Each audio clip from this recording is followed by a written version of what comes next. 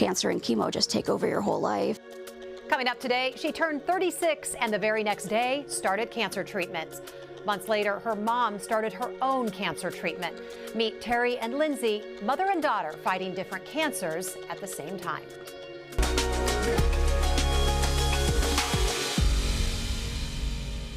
Good morning, I'm Jessica Lovell, and welcome to the Morning Medical Update. Terry and her daughter, Lindsay, are joining us here in studio with us today, along with Dr. Priyanka Sharma, breast medical oncologist and researcher who helped Terry through her cancer journey. We're going to hear how Terry and Lindsay endured simultaneous cancer journeys.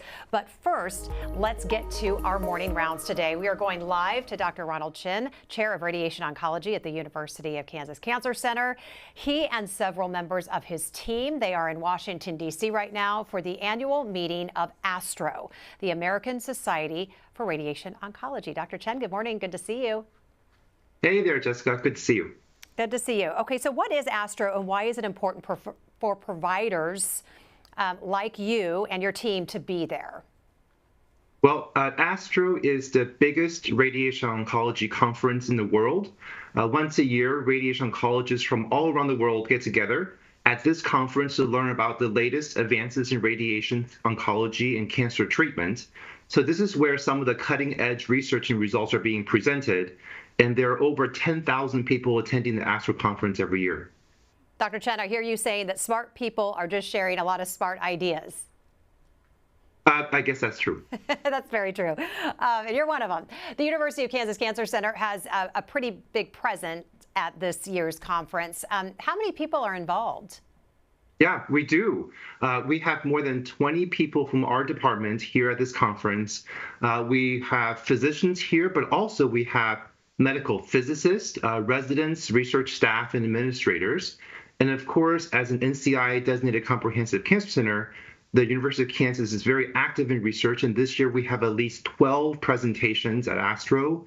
We're here sharing results of our research in head and neck cancer, prostate cancer, looking at the needs of cancer survivors, grid therapy, which is a newer way to give radiation treatment that seems very promising, and also sharing our experiences regarding our proton therapy program.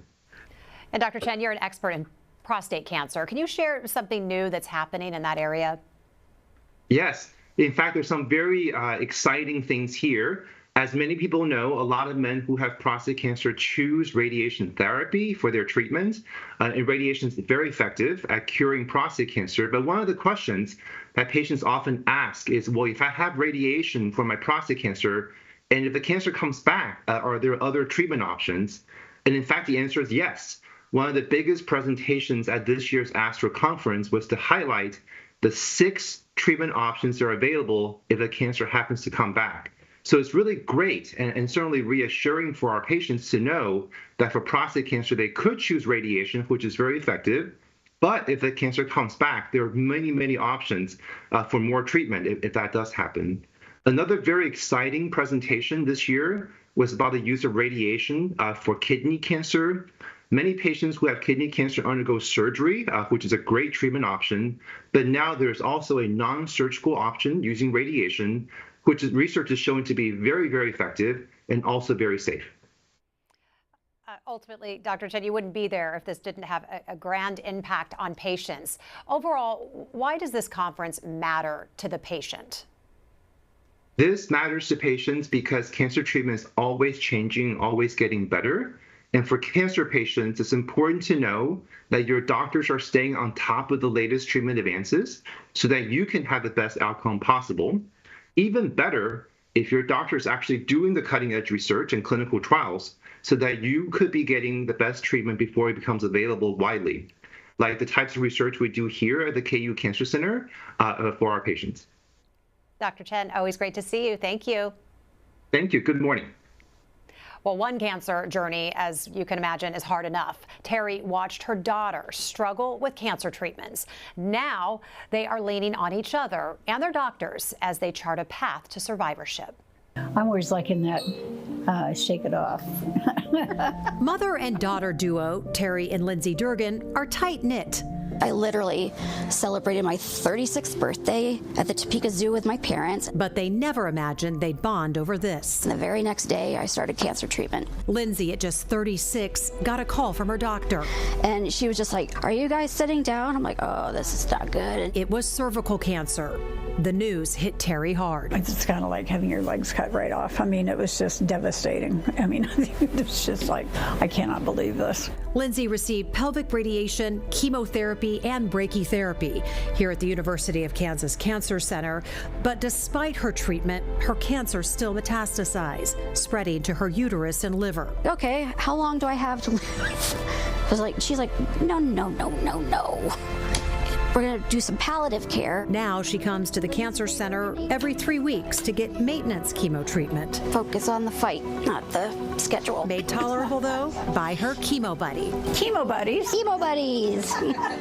Cancer club. My mom's got this really positive attitude, like everything's gonna be okay. And she'd been helping me through my journey, like when your skin is peeling or when your nails are falling off or when your hair's falling out. Totally normal. It's totally okay. She's able to help because she's been there. After Lindsay was diagnosed with cervical cancer, Terry was diagnosed with breast cancer a second time. It's been stage 4 since it was found in the lung and the bones and the liver. She was originally diagnosed 12 years ago. I had to go to a double mastectomy and a lot of chemo and the radiation. Both Lindsay and Terry's cancer is stage 4. But amidst the chemo and other treatments, they tackle the hard diagnosis with their own special brand of family medicine. We've always been a very funny, humorous family, and laughter really is the best medicine, because if I wasn't laughing, I'd be crying. While the cancer may run in the family, so does the will to fight on. So we just try to make the best of whatever Humor. we can. I just feel completely blessed. So glad to have you both with us. Lindsay, being around this one, it's hard to have a bad day, isn't it? Her attitude is... It really is, yes. You don't have a choice. You got to be happy. No, got to put that smile on her. She's just going to keep coming up. Yeah. Well, it was a joy to sit down with both of you, because both living with metastatic cancer. But Lindsay, you were diagnosed after an abnormal pap smear, but that's something that you had before, right? Like my whole life since I started having them, like getting them when I was like 13, 14. So what made this one different? It wasn't different to me. It was just, again, annoying having to go through it. It was my primary care doctor that was doing the pap smear that was like, just kept shaking his head. And he's like, just something's not right, something's not right. And he's like, so we can do 2 options. He's like, I can take some biopsies now while you're here. He's like, or we could wait 6 months and do the pap smear again and see what the results are. And I'm just looking at my mom, and then I looked at him and I was like, okay, what do you think as my doctor? And he was like, I just feel like there's something not right. He's like, and I just want to get this sent off to pathology, and if you need to go see like a surgeon or something, I want to get it done now. And I was like, okay. So then my mom's in there with me and she's holding my hand. I'm like, oh my God, why do I have to keep doing this? But yeah. So it comes back, and you have cancer. What was that like for you?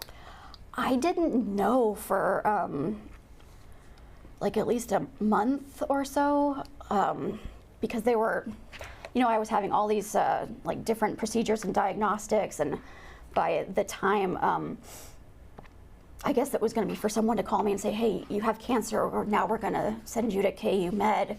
We were leaving for a trip from Maine. So like the day before, I was at work and I got a phone call from a secretary, like not even about my diagnosis, just about the paperwork and referrals. And I was like, I'm sorry, I'm leaving for Maine tomorrow with my family. What are the referrals for? And she's like, oh, honey, has no one told you? I was like, told me what? She's like, honey, you have cancer. We're referring you to an oncologist. And I was like, I'm sorry, what?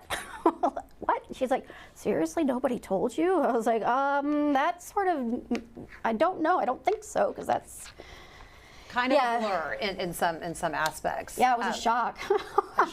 A shock.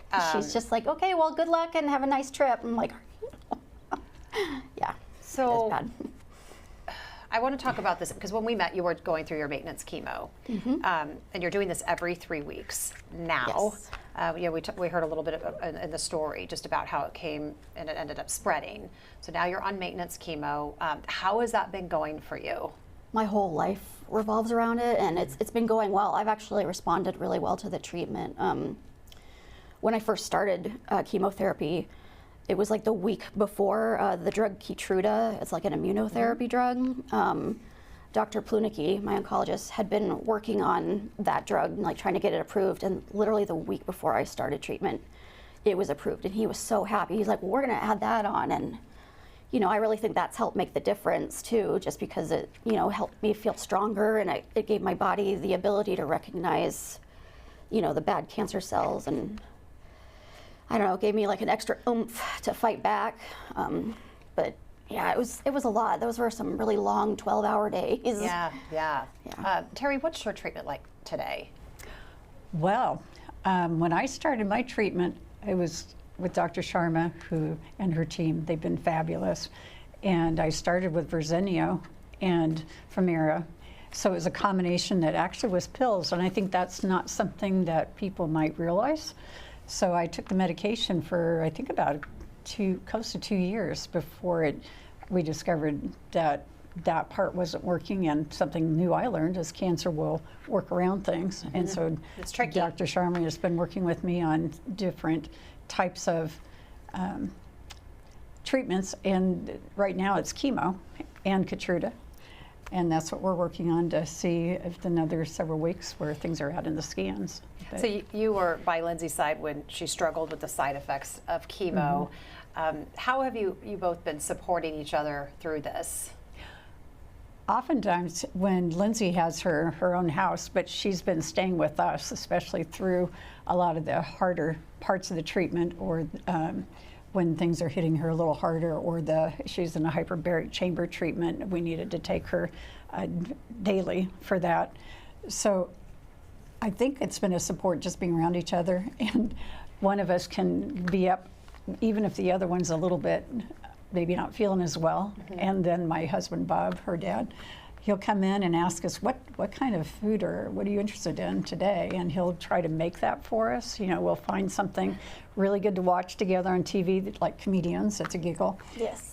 Going out in the garden and doing some gardening. So where you lift each other up. And Emily, her sister, is in Seattle, and she would fly back and try to help us with a lot of logistics of getting ready. And I think we have some photos of Bob and Emily and your support system. And Bob is here with us this morning too, over in the wings, taking care of his girls, because it's really been a family affair, right? It really has, and also friends. We have a lot of friends that, for us, especially taking pain medication, driving from Lawrence, we have quite a team. Quite a network of people. My husband's Bible study. They friends drive of you back mine, and forth? They drive back and forth. Good Yeah, friends as early of as ours. 6 a.m. they'll pick us up, and they're just as chipper as she is, and I'm in the back seat like, no more. Not quite the morning person. Not I take anymore, it. no. But you need that. You need that shot of positivity. Yes. Dr. Sharma, I want to bring you in. Good morning. Good morning. Good morning. So you treat only Terry, but explain for those watching what maintenance chemo is and those after effect maintenance, what that is like for a patient. So it can have different meanings. I suspect what currently is occurring is maintenance with immunotherapy, which is quite common. So many cancers are treated with combination of chemotherapy and immunotherapy. And once we get to a desired level of response, that may or may not be a complete response, but a good enough response where the cancer itself isn't causing any organ damage issues or major symptoms, then the chemotherapy can be scaled back and immunotherapy can be continued. Immunotherapy by itself has very low level of side effects, at least on a day-to-day basis. It doesn't impact blood counts, ability to fight infections, hair, So from all of those perspectives, it's a pretty well managed treatment for patients with cancer. And right now, immunotherapy is available and approved for many different types of cancers. Well, when you hear a stage 4 diagnosis, it just sounds bleak, Dr. Sharma. But in today's terms, with what we know and how advanced we are, what does that actually mean? So, when we say stage 4, that means the cancer is outside of the organ that it started in, and, depending on the organ where it was. And typically, historically, what that has meant is treatments are available, but getting to cure where one can get rid of the cancer completely and not need any more treatment is not going to be a likely possibility. For many cancers now, we have such better treatments than we did, let's say, a decade and a half or 2 decades ago, where the treatments will induce a response, shrink the cancer, and some of them can be taken for long periods of time without what we call cumulative toxicity. So chemotherapy works well, but one can't stay on any chemotherapy pretty much for a very long period of time because they all have toxicity or side effects that build up that prohibit us from continuing to deliver these drugs at good dose levels. But drugs like immunotherapy, many targeted drugs don't have that issue of cumulative toxicity. So one can continue taking it as long as the medications are working to control the cancer and the body is tolerating them. And we see 2 great examples here where, in spite of stage 4 breast cancer, the available drugs or treatments have provided control of the disease, balancing the quality of life for prolonged periods of time. Dr. Sharma, is there a hereditary factor to both mom and daughter having cancer? There can be. There are mutations that are associated with, breast and ovarian cancer, breast, colon, and other types of cancers. Cervical and breast are less likely to be related genetic-wise, at least the way we can test for mutations in an individual. Of course, environmental factors, which are less studied and much harder to study, can play a role when you see a cluster of cancers in families, because one can assume that they were exposed to the same environment. Lindsay, I want to take a look at even in the absence of genetic mutations. Yeah, that makes sense. Yeah. Lindsay, I want to take a look at some interesting treatments that you have been undergoing. That includes some time in a hyperbaric chamber, where this is where air pressure is super high. Your lungs can get more oxygen than usual. Why were you getting this treatment?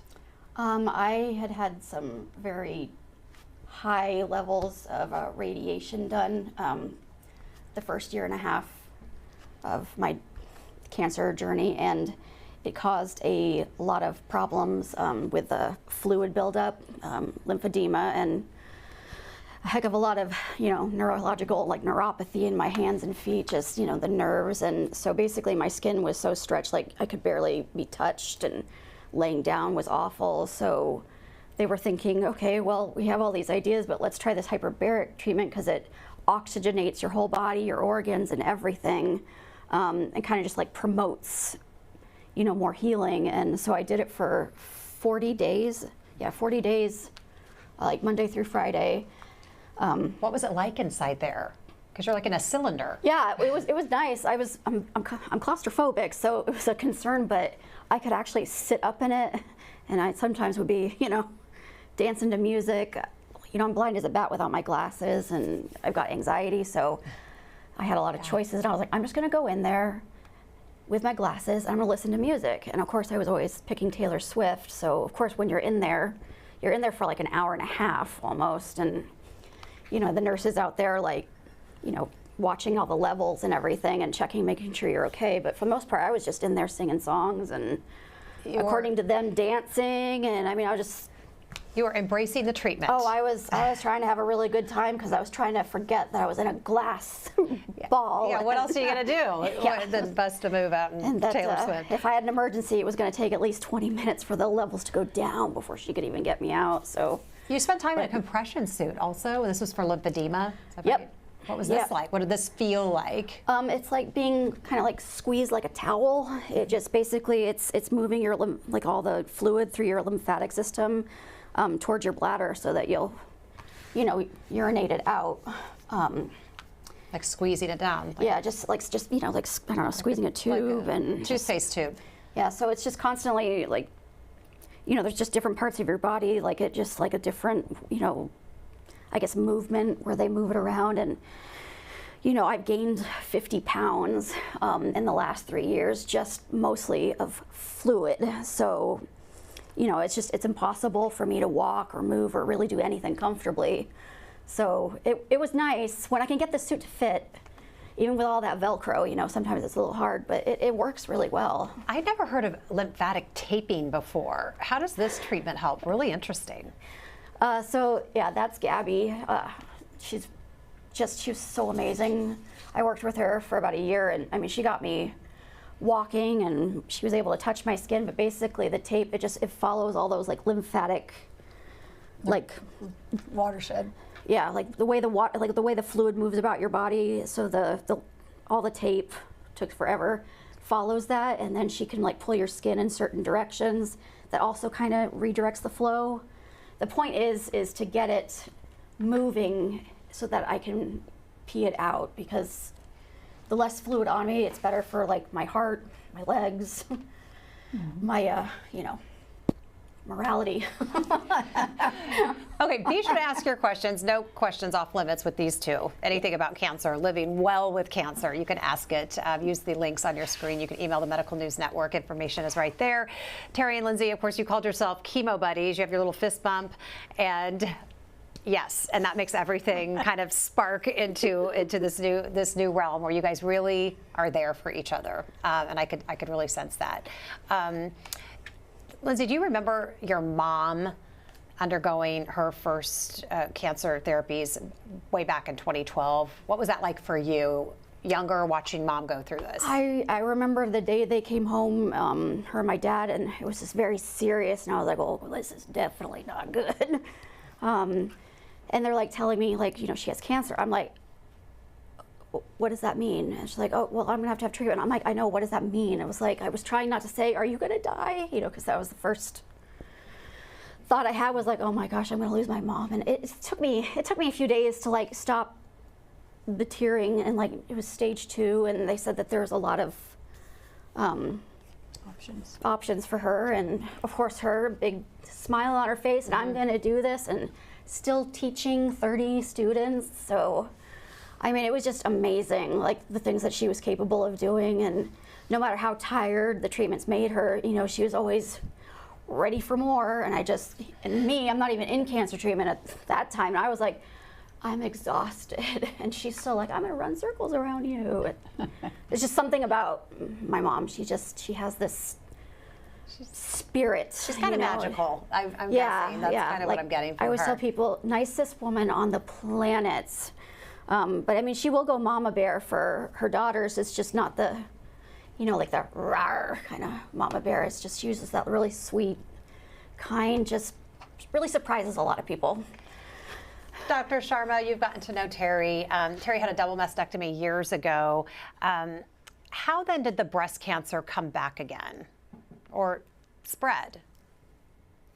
So, cancer cells, even after surgery and initial therapy, which Terry had chemo and also anti-estrogen therapy, can stay dormant in the body. And some of them may not have gotten killed with the initial therapy. And at some point in time, some of them decide they're going to settle in other parts of the body. And that's how it shows up as what we call metastatic or stage 4 disease, or quote, came back. Sometimes it's just back in the local areas, right? Like if it started in the breast, it's just back in the breast or the armpit area. Other times it is back in organs outside of the breast and the armpit area. It's still breast cancer. If it comes back and we see spots in the lung or the liver or the bone, it doesn't become lung cancer or liver cancer or bone cancer. It's still breast cancer cells that are in those other parts of the body. Terry, you mentioned. And, the research is constantly working on improving the initial treatment, right? So that we can cure more patients up front, so that we have less patients where the cancers come back in a metastatic form. And that's what we like to hear. Terry, Yes. you had mentioned this circle of friends. Tell us a little bit more about them and why that's so important for you and for anybody going through something like this. Your happy place. Tell us about your happy place, too. Oh, man, I have a lot of happy places. But, are the people that are with you that mean the most to you. I think it's so important to have them around when you have either a cancer diagnosis or stage 4, even though people wonder, I think, and it's important to be open that I even asked Dr. Sharma at one point, do we need to consider a hospice treatment? Oh, no. We have lots of options. But I think that's something that is important to have the people around you, because once they kind of understand that, they can also be part of your support system to lift you up and do things. And they understand there's days that or times maybe are a lesser energy, as we've been working with our counselors who are also part of the KU Cancer Center, that there may be days of low energy, medium energy, or high energy, and understanding that and then letting others know. So I think that circle of friends and the people around us are family. And I'm a big auntie with lots of nieces and nephew and some great nephews, that it's so important to hear their voices, and it just makes your day. And those memories are really important, I think, to make that you don't feel like I have to make them because we're rushing to a finish line, but just stop and enjoy the present. Lindsay, I want to share some photos of your care team. They weren't able to be here with us today, but what have they meant to you, and how important have they been through this ride? They are. We always have a good time. I'm a pretty fun time. I like to make people laugh, even when I feel terrible. And I learned that from my dad. He had a lot of heart issues, a lot of his adult life. So he's always cracking jokes, even though if he said his some serious surgery. So I always try to lead with that. And sometimes it's like the first day is a little awkward, and we're all just kind of tiptoeing and getting to know each other. And then the second day I get in there, I think the second time I saw them, they were like, okay, this girl's just really sarcastic and funny. So what she's saying isn't really serious. She's joking. And now that here we are 3 years later, and we've got running jokes. And I mean, Dr. Plunicki is a riot. He's just so funny, and he's got great staff. And I got really lucky that I found a really great team. Dr. Plunicki, Dr. Hoover.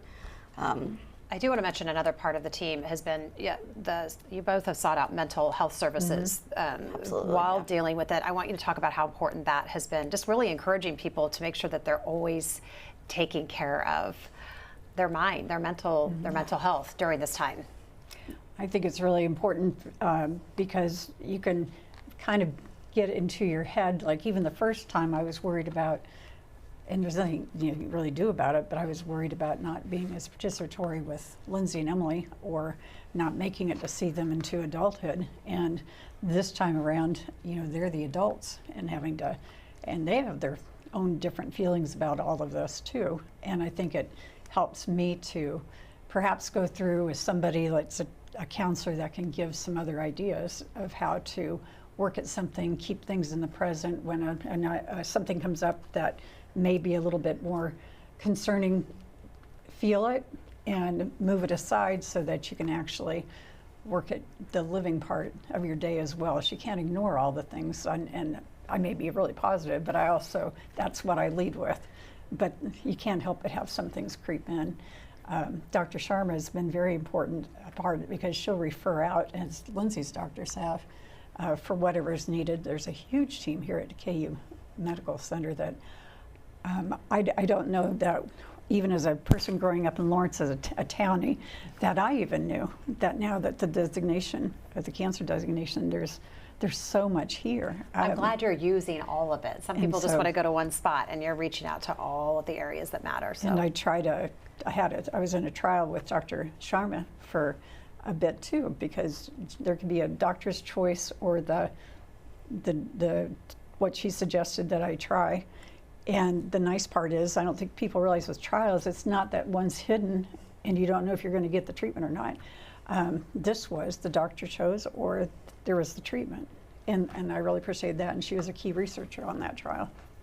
Well, we want to remind everyone as we're talking about cervical cancer today that it could be eliminated one day thanks to the HPV vaccine, but HPV vaccination rates have been very low. So please, if you have children, especially preteens, talk to their doctor about the HPV vaccine. It could possibly down the road save them from a cancer diagnosis. So just want to always put that reminder out there. We want to get to some questions from our viewers, some questions, but really some comments as well. Also, Kathy says, thank you for this episode. Several friends going through breast cancer right now. My sweet sister-in-law just had a double mastectomy, has triple negative breast cancer. Can you give a brief explanation of this type? Dr. Sharma, explain triple negative breast cancer. So triple negative breast cancer is one of the types of breast cancer. It's about 20% of all breast cancers. And typically how we define is that the cancer cells lack hormone receptors, which is estrogen and progesterone and another protein called HER2 or HER2. So being negative for all these three make it triple negative breast cancer. The common way to treat this breast cancer is with chemotherapy and immunotherapy in early stage setting. And of course, surgery and radiation are part of treating early stage breast cancer. Yan Liang says, thank you for today's guests for being so willing to share their stories. Cancer treatment in this process never easy. The question is, should other family members also be cautious about the risks of cancers like colon cancer or ovarian cancer? Should these risks be taken into account? And would it even be advisable to undergo genetic testing? Dr. Sharma. I think genetic testing is part of our standard cancer care for many cancers now.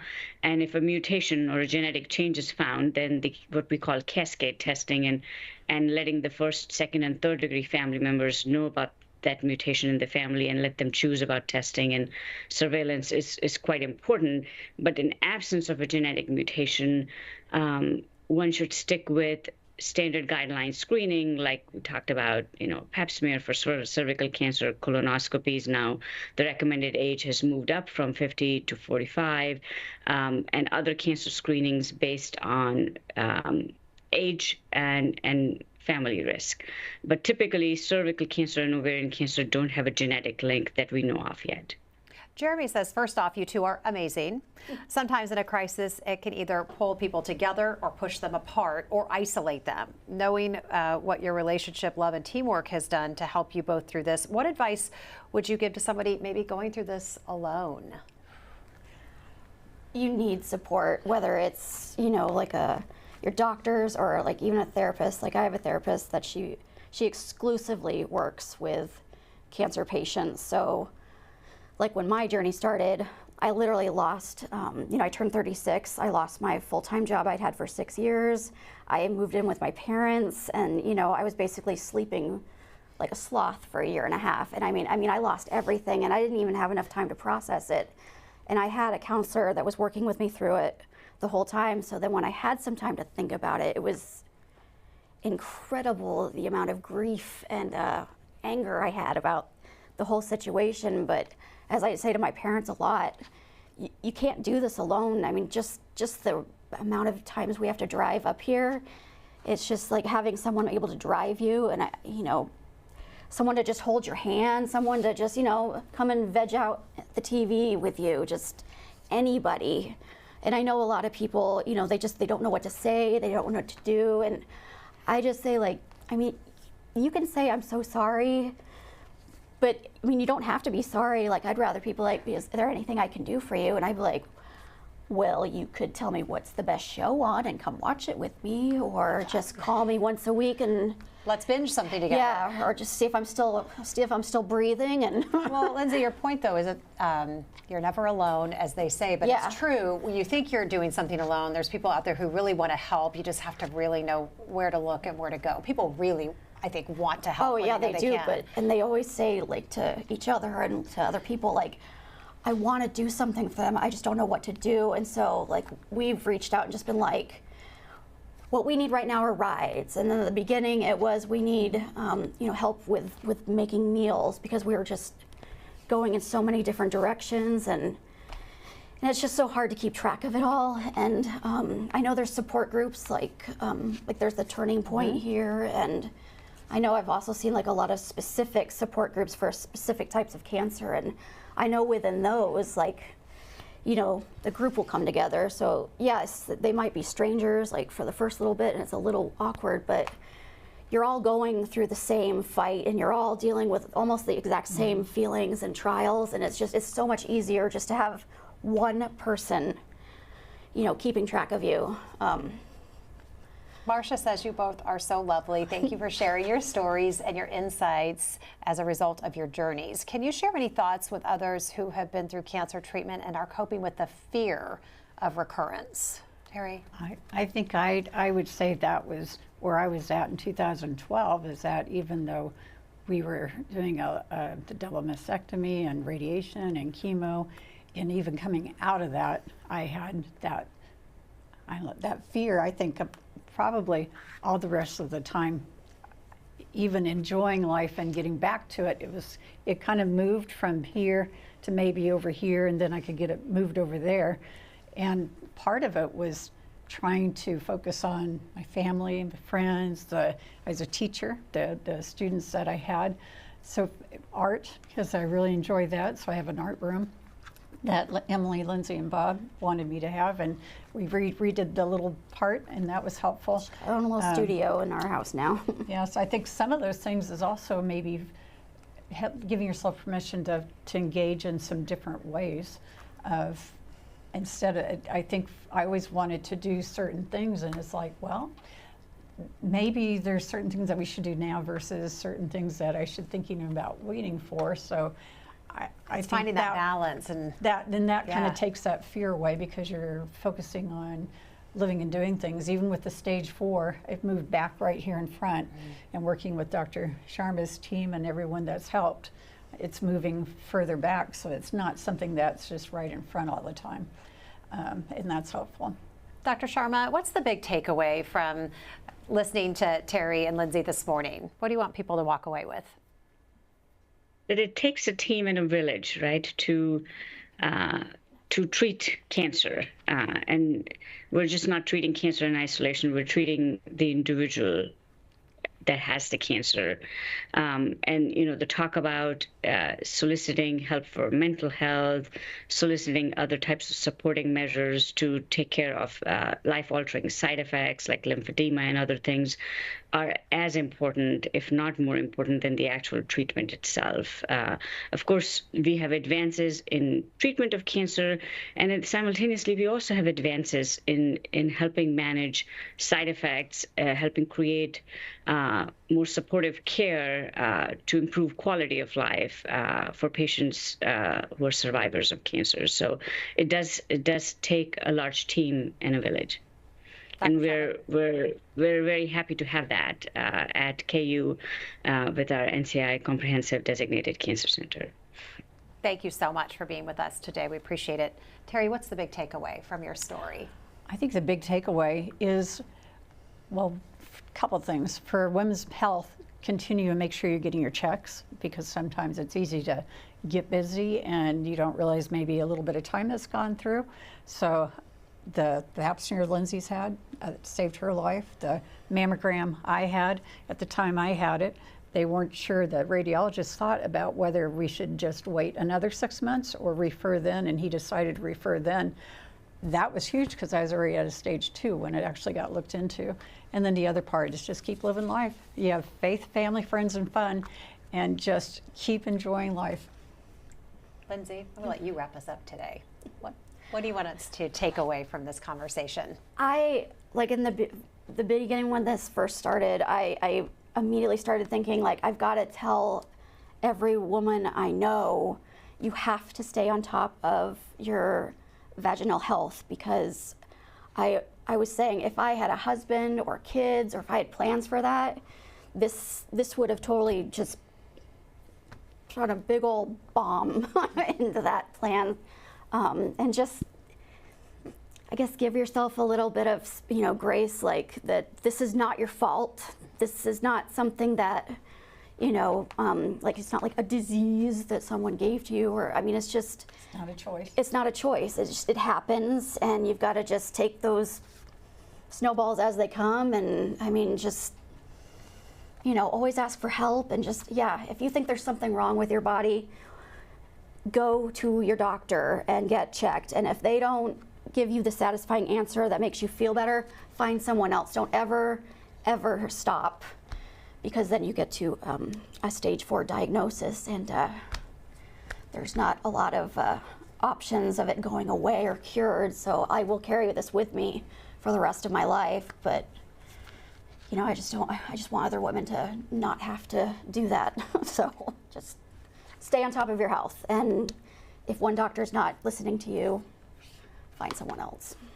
We cannot thank you enough for both of you being here to share your story and just be such great examples of advocating for health and just being so positive and amazing, as everyone who's watching has been saying. So thank you for having us too. Yeah, I think thank this is you. important for women and families and friends to hear. come back and see us. Thank you. Anytime. Anytime. All right. Thanks so much, ladies.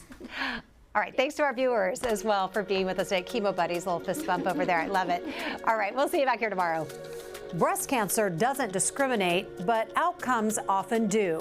Women of color face poorer survival rates, and it's time we ask why. I'm Jessica Lovell on the next Open Mics with Dr. Stites. The factors driving the disparity and a woman who beat the odds. Her story of hope and a call to action. Wednesday at 8. Subscribe to our morning medical update and Open Mics with Dr. Stites podcast. Now, everywhere podcasts are available.